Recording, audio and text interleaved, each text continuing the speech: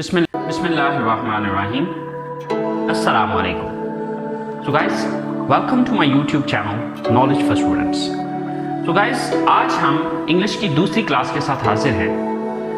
पिछली क्लास के अंदर हमने कुछ अल्फाज पढ़े थे.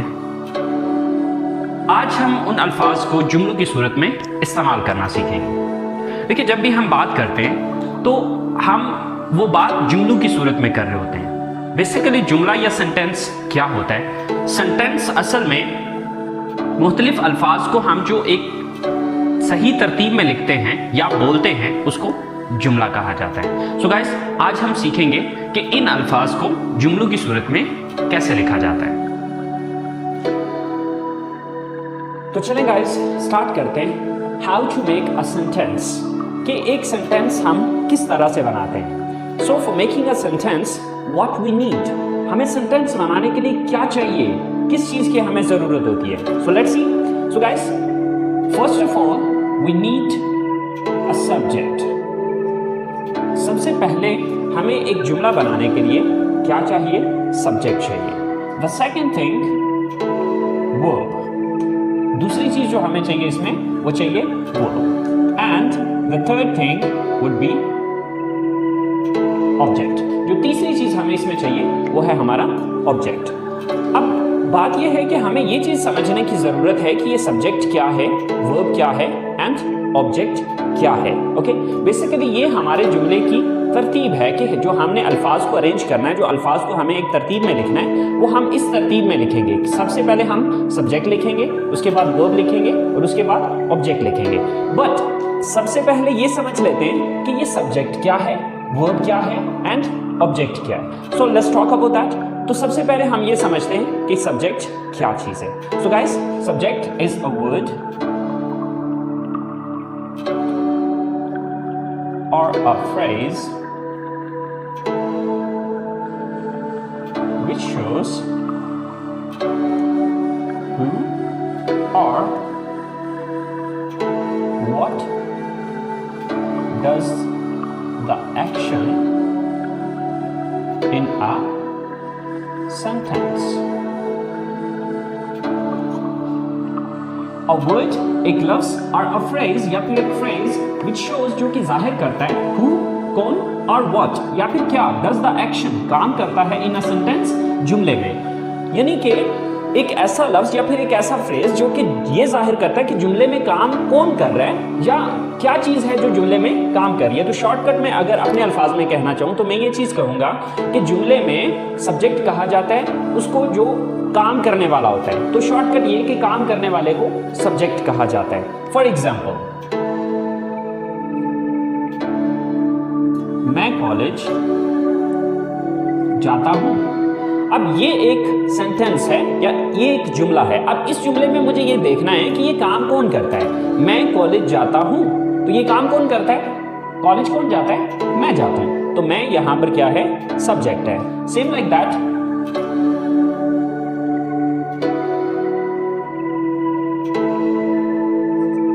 हम क्रिकेट खेलते हैं. अब हम क्रिकेट खेलते हैं, इस जुमले के अंदर ये काम कौन करता है? क्रिकेट कौन खेलता है? हम खेलते हैं. सो हम यहां पर सब्जेक्ट है.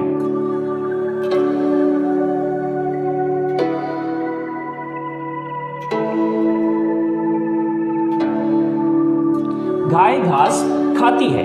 अब ये काम कौन करता है? यहां पर इस जुमले को अगर हम देखें तो ये काम गाय करती है. घास कौन खाती है? गाय खाती है. सो गाय यहां पर सब्जेक्ट है. तो सिंपल ये कि जुमले के अंदर काम करने वाले को सब्जेक्ट कहा जाता है. सो गाइस, चले हम चलते हैं अपने सेकंड पॉइंट की तरफ. सो हमारा सेकंड पॉइंट है verb. So what is a verb? Verb होता क्या है? तो चले देखते हैं. A word which shows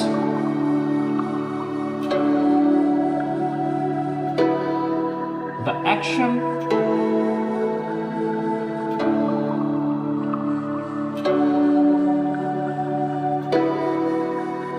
occurrence or a state. A word, एक लफ्ज which shows, जो कि जाहिर करता है द एक्शन किसी एक्शन को, occurrence किसी वाक्य को, और a state या फिर किसी हालत को. Okay, so for example,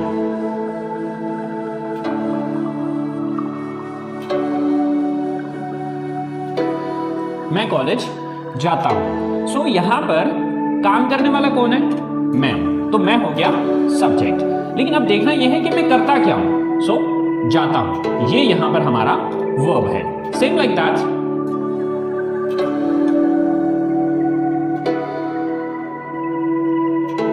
हम क्रिकेट खेलते हैं. ये काम कौन करता है? हम करते हैं. तो हम हो गए सब्जेक्ट. अब हम करते क्या हैं? खेलते. सो खेलते यहां पर वर्ब है. ओके,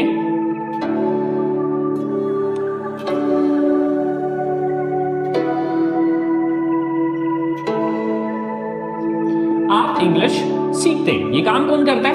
आप करते हैं. तो आप हो गए सब्जेक्ट. लेकिन आप करते क्या हैं?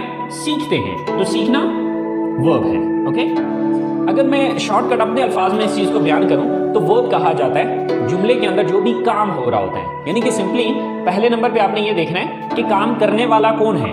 कौन है जो एक्शन को सर अंजाम दे रहा है या काम को सर अंजाम दे रहा है. फिर दूसरे नंबर पे काम कर क्या रहा है. ठीक है, तो वर्ब हो गया कोई भी काम. तो सेकंड नंबर पे जो आपने चीज लिखनी होती है वो है वर्ब. सो हमारी तीसरी चीज है ऑब्जेक्ट. सो ऑब्जेक्ट क्या है? A word or a phrase which is affected by the action of a verb. A word एक लफ्ज और अ फ्रेज या फिर एक phrase which is affected by the action of a verb, जिस पर किसी वर्ब का या किसी काम का असर हुआ होता है. तो यानी कि शॉर्टकट अगर मैं अपने अल्फाज में समझाऊं तो जिस चीज पर काम वाकया हो रहा होता है उस चीज को ऑब्जेक्ट कहा जाता है. मिसाल के तौर पर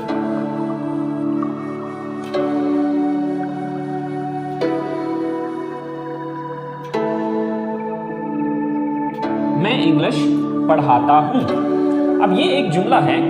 अब मैं यहां पर सब्जेक्ट है क्योंकि मैं ये काम करता हूं. मैं काम क्या करता हूं? पढ़ाता हूं. तो ये काम हो गया. लेकिन पढ़ाता क्या चीज हूं?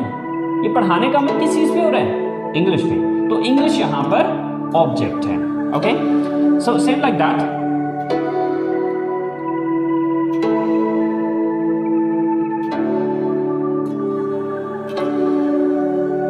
गाय घास खाती है. सो ये काम कौन करता है? गाय करती है. सो गाय सब्जेक्ट है. काम क्या करती है? खाती है. सो ये वर्ब है. लेकिन खाती क्या चीज है? ये खाने का अमल किस चीज पे हो रहा है? घास पे हो रहा है. तो घास जो है ये ऑब्जेक्ट है. ओके, सो आपने ये चीज याद रखनी है कि हमारा जो ऑब्जेक्ट है वो क्या चीज है? जिस चीज पर काम वाक़या हो रहा है. ओके, अगर मैं सादा अल्फाज में इस स्ट्रक्चर को समझाना चाहूं तो सिंपल मैं ये कहूंगा कि सब्जेक्ट काम करने वाला, वर्ब काम and object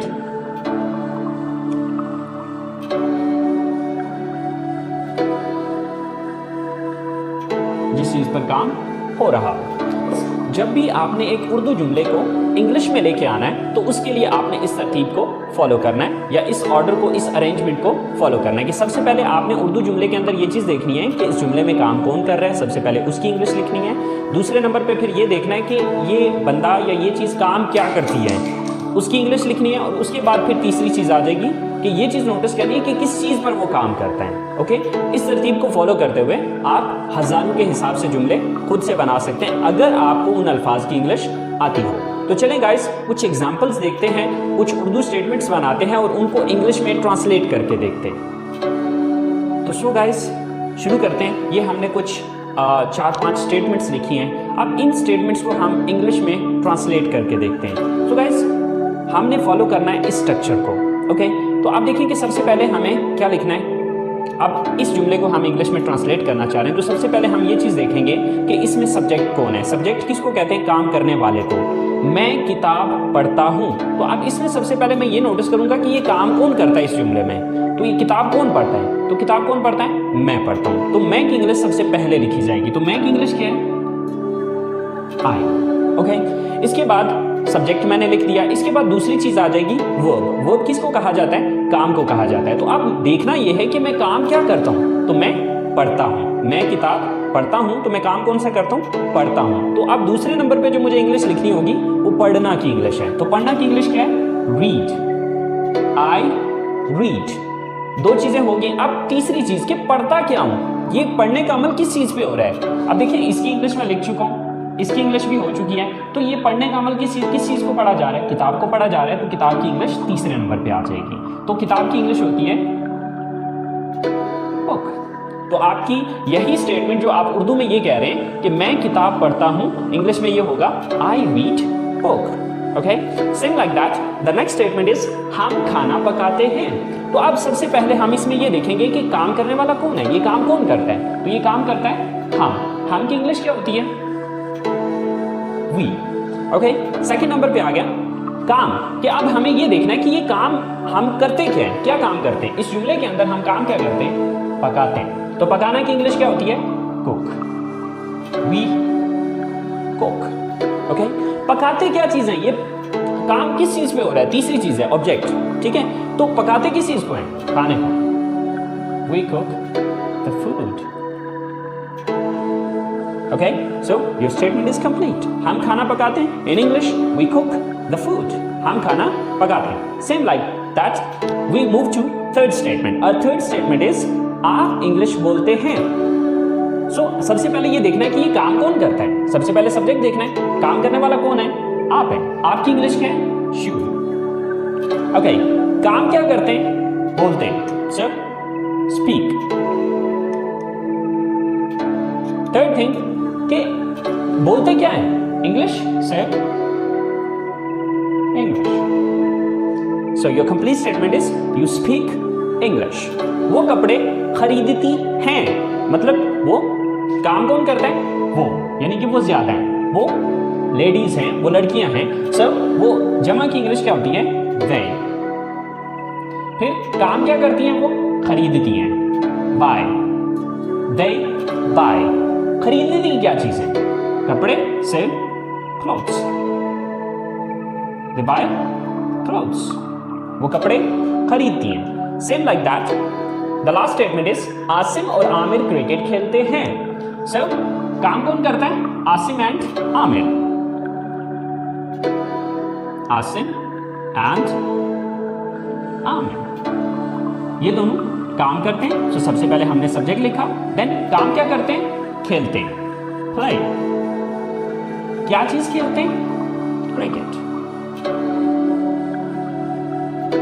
So, Asim and Amir play cricket. Asim और आमिर क्रिकेट खेलते हैं. So guys, आपने मेन आपकी ये स्ट्रक्चर है. If you understand this thing, this is really really important. ये बहुत इंपॉर्टेंट चीज है. अगर आप इस चीज को अंडरस्टैंड कर लेते हैं तो हजारों के हिसाब से जुमले आप खुद से बना सकते हैं. It's not difficult. It's very simple, very easy. Okay, if you understand this thing.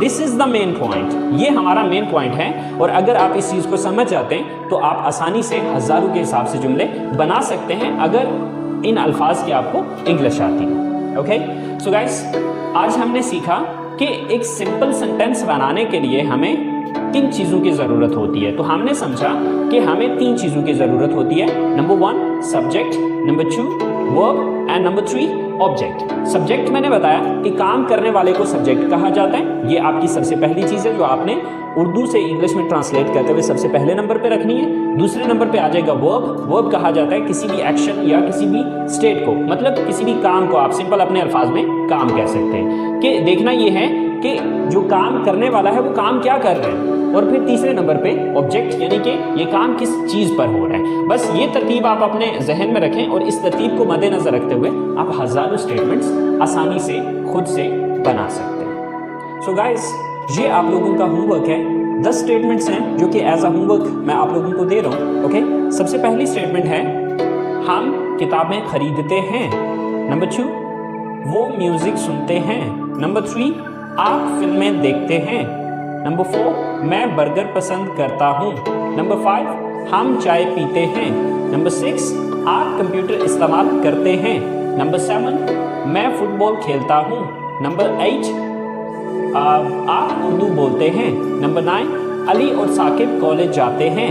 और नंबर 10, हम जूस पीते हैं। सो गाइस, ये 10 स्टेटमेंट्स आपने अपने तौर पे कोशिश करनी है, खुद से आपने इन स्टेटमेंट्स को बनाना है और बना के इनको बोलने की कोशिश करनी है। बिकॉज स्टेटमेंट्स लिखना अलग चीज़ होती है, इनको बोलना एक अलग चीज़ है। सो हम बात कर रहे हैं स्पीकिंग की, ओके। सो आप जितना ज़्यादा आप इन अल्फाज को, इन जुमलों को अपनी ज़बान से अदा करेंगे, उतना ज़्यादा आपकी रवानी बनती चली जाएगी। सो गाइस, कल ये स्टेटमेंट्स मैं खुद भी बना के आपको बताऊंगा, तो आप देख लीजिएगा कि आपने उन स्टेटमेंट्स को कैसे बनाया था और मैंने इन स्टेटमेंट्स को कैसे बनाया है। अगर कोई थोड़ी बहुत मिस्टेक हो गई है, डजंट मैटर, स्टार्ट में डेफिनेटली थोड़ी बहुत मिस्टेक्स होंगी, बट कोई मसला नहीं है।